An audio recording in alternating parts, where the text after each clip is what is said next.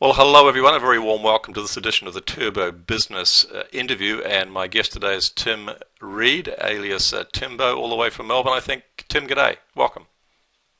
Thank you very much, Tom. Welcome. Great to be here. Yeah, it's terrific to see you again. Tim and I worked together probably 5 or 6 years ago. We were just trying to figure it out, but it's just extraordinary how 5 or 6 years can fly Mm. by when you're having fun.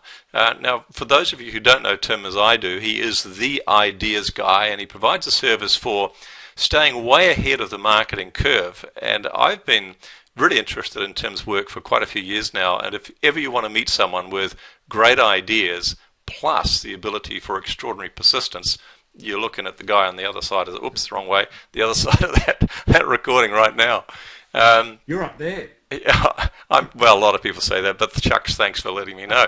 Um, he's been doing this for 6 years now, and but in addition to that, he's had 20 years of corporate management with Clemenger BBDO, which was Australia's largest advertising agency at the time, marketing manager at Flight Centre, which was Australia's largest travel network, at Schmorgan Steel, Australia's largest recyclers of scrap metal, which is a big industry. And he's got some terrific credentials, but let's get into the interview, the subject of the interview. And the reason I asked him to join me today is that he's been publishing Australia's Australia's definitely two most popular marketing podcasts, Small Business Big Marketing, which you can find at smallbusinessbigmarketing.com. Check it out. And also Freedom Ocean. Now, Tim, is there a www.freedomocean.com? Yeah, there is. That's it. Spot on. Okay, terrific. So check that out. And they both consistently find their way into the top three listened to business business marketing podcasts on iTunes worldwide. So it's pretty jolly extraordinary. So we're going to have a look at the subject of podcasts. I better start the timer, Tim. Our time starts now. The subject is creating podcasts. Let's kick it off with, what's a podcast?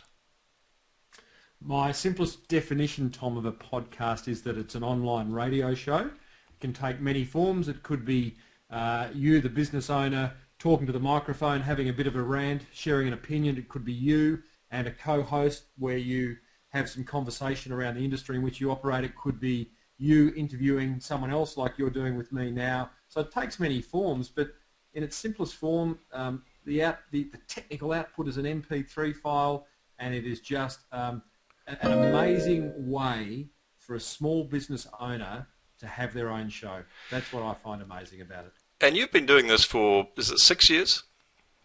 Yeah, I started the Small Business Big Marketing show.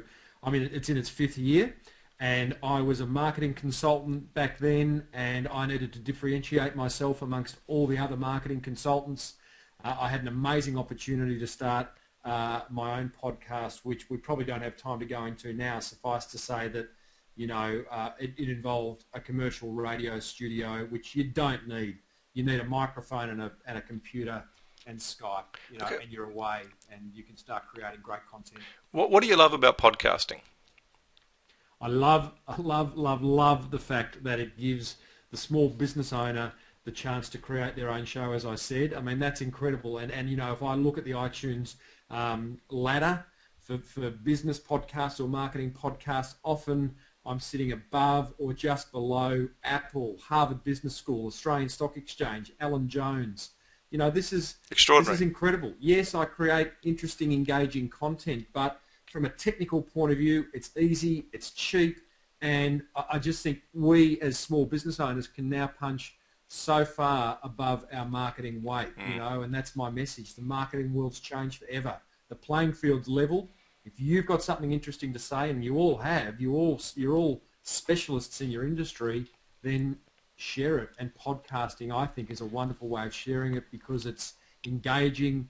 I get emails, Tom, from people saying, I listen to you in bed, I listen to you while I'm walking the dog, Scary. Commuting. It's incredible.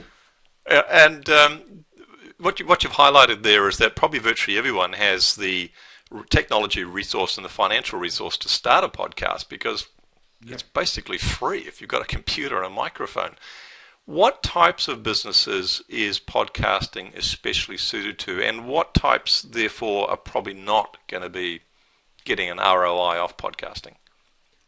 I'm going to say right now, I think it's open to anyone. I don't buy the B2B, B2C argument, business to consumer, business to business.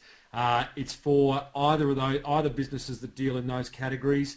I think people buy from people, so I'm much more supportive of a P2P approach. I don't care whether you are an undertaker, a chiropractor, a vet, a consultant of some sort. You've got something interesting to say.